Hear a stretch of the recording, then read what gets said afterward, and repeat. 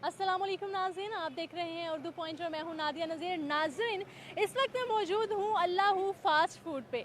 नाज़रीन, ख़वातीन को तो आपने बहुत सारे काम करते हुए देखा होगा, मर्दों के शाना बशाना चलते हुए देखा होगा, लेकिन आज एक ऐसी खातून मेरे साथ मौजूद हैं जो ना कि मर्दों के शाना बशाना चल रही हैं बल्कि अपने घर को भी चला रही हैं, और एक जो है मिसाल है ख़वातीन के लिए जो ऐसे दौर में साबित कदमी के साथ अपना बोझ खुद उठाती हैं, किसी पे बोझ नहीं बनती।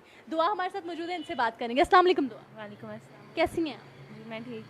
अच्छा दुआ, आप बर्गर और शवारमा यहाँ पे मतलब कि सेल कर रही हैं, बेच रही हैं, तो ये कब से आप काम कर रही हैं? मुझे 4 मंथ्स हो गए हैं।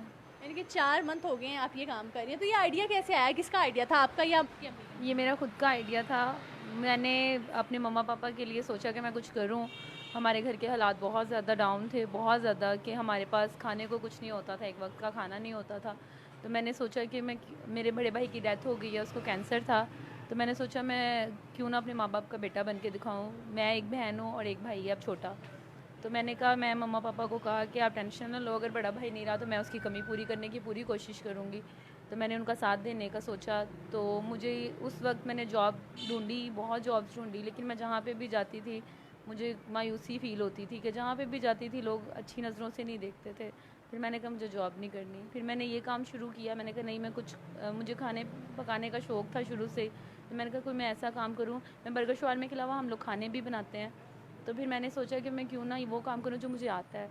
तो मैंने ये काम शुरू किया। मम्मा को मैंने कहा इस तरह हम एक दूसरे के साथ भी रहेंगे, मम्मा मेरे पास भी रहेंगी, मुझे हौसला भी होगा और काम भी होगा। तो मैंने इस वजह से मम्मा को कहा हम ऐसा क्यों ना करें, एक बार ट्राई तो करना चाहिए किस्मत को। तो हम लोगों ने लोन लिया, किस्तों पे चीज़ें ली, और फिर Aahista Aahista step by step यहाँ आ गए। फिर यहाँ आए हैं तो अब ये था कि 2-3 महीने तो कुछ भी नहीं था, कोई गुजारा नहीं हो रहा था, बहुत मुश्किल हो रही थी। फिर कर्ज़े पे कर्ज़ा लेते रहे गुजारा करने के लिए। फिर अब ये पोजीशन आ गया है कि अब तो कर्ज़ा भी है सर पे और समझ में नहीं आ रहा क्या करें, कैसे गुजारा करें, कुछ समझ में नहीं आ रहा। बहुत प्रॉब्लम्स हो रही हैं, बहुत ज़्यादा। शुरू में लोगों ने भी बहुत डिसहार्ट किया, अपनों ने भी, गैरों ने भी, मोहल्ले के लोगों ने भी, लड़कों ने बहुत तंग किया कि एक लड़की है जी यहाँ खड़ी है, हुटिंग करके चले जाओ, कुछ भी कह के चले जाते थे। ये नहीं मतलब कि रोज़ किस तरह की बातें आपको फेस करनी पड़ती हैं? मीन्स कि ऐसी बातें कि जब मैं घर से निकलती हूँ तो लोग कहते हैं वो देखो बर्गर वाली जा रही है, शवारमे वाली जा रही है। वो ये नहीं सोचते कि आप लोग तो कह देते हो लेकिन मुझे कितना हर्ट होता होगा। एक मेहनत भी करो और इन लोगों की बातें भी सुनो। ये अप्रिशिएट नहीं करते लोग। अप्रिशिएट करना तो दूर की बात, बल्कि तज़लील करते हैं, अगले बंदे की मेहनत का मजाक बनाते हैं। वो ये नहीं सोचते कि वो किस सिचुएशन में होगी, कितनी तकलीफ़ में होगी कि वो इतनी मेहनत कर रही, क्यों कर रही है। मेरा दिल नहीं करता मैं घर बैठ के आराम करूँ, पढ़ूँ। मुझे भी पढ़ने का शौक़ था, मैं पढ़ना चाहती थी, मैं डॉक्टर बनना चाहती थी। बड़े भाई के होते हुए मैं पढ़ती थी। उसकी डेथ के बाद मैंने स्टडी छोड़ दी। फिर मैंने घर बैठ के अपना FA कंप्लीट किया बड़ी मुश्किल से। लेकिन क्या करूँ, माँ बाप को तंग तो नहीं कर सकती, वो नहीं अभी कर सकते, अफोर्ड नहीं कर सकते थे। मैंने कहा नहीं, मैं अगर वो अफोर्ड नहीं कर सकती मैं उनको तंग नहीं करूँगी कि मुझे पढ़ाओ। मुझे पता था, मैं पहले भी मेहनतें करती थी। बर्गर शवारमा बनाने से पहले भी हम घर में कपड़े स्टिच करते थे, मैं और मम्मा दोनों मिल के।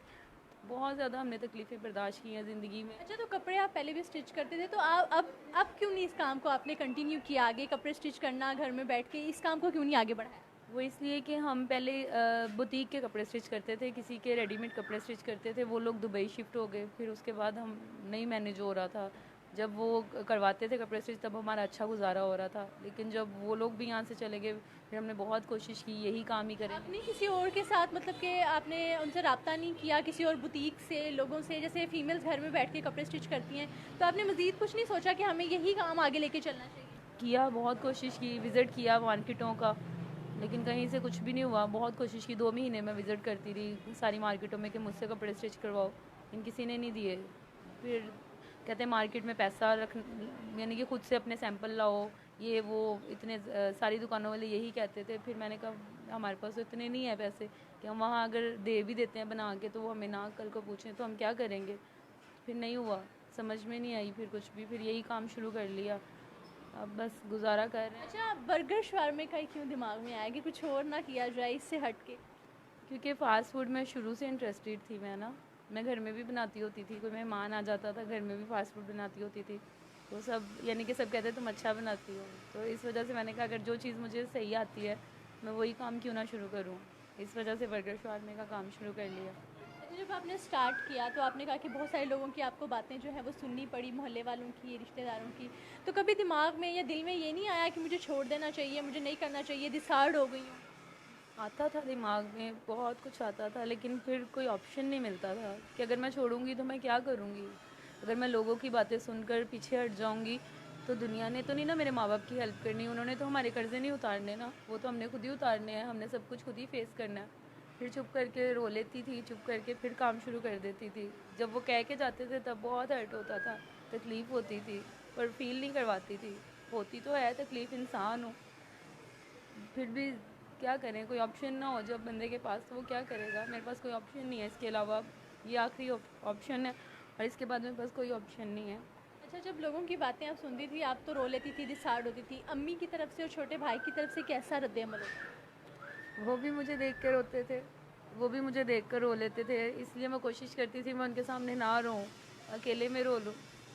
अकेले में रो लेती थी कि मम्मा पापा को हर्ट ना हो, क्योंकि मेरे बाबा जब मुझे कहते हैं ना कि बेटा मैं तुमसे शर्मिंदा हूँ कि मैं तुम्हारा बाप हूँ और तुम्हें फिर भी बाहर निकल के कमाना पड़ रहा है, मुझे तकलीफ़ होती है। मेरे बाबा मुझसे नज़रें नहीं मिला सकते।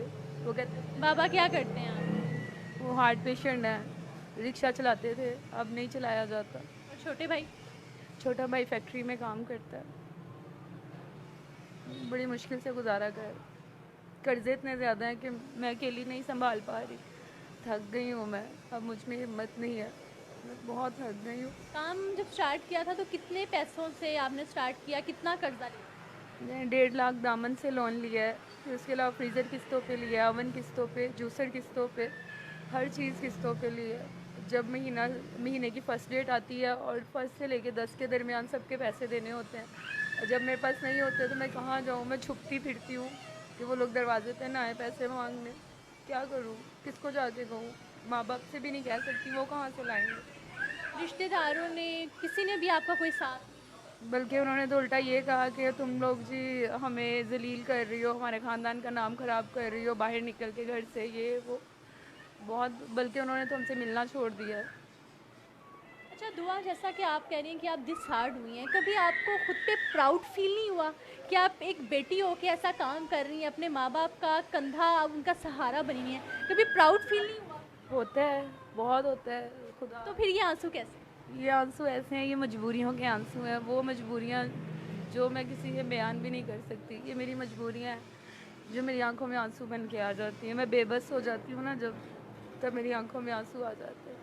बेबस ऐसे होती हूँ कि मुझे खुदा पे तो पूरा यकीन है कि उसके सामने तो मैं सुरखरू हूँ कि मैंने कुछ गलत तो नहीं किया, कोई गलत वे तो नहीं यूज़ किया, मैंने राइट वे यूज़ किया है, मैं मेहनत का रास्ता अपनाया, कोई गलत रास्ता नहीं अपनाया, मैंने कोई शॉर्टकट नहीं अपनाया, मैंने मेहनत का रास्ता अपना के मैं इस चीज़ से तो मैं खुश हूँ कि मैं अपने अल्लाह की नज़र में सही हूँ, गलत नहीं हूँ।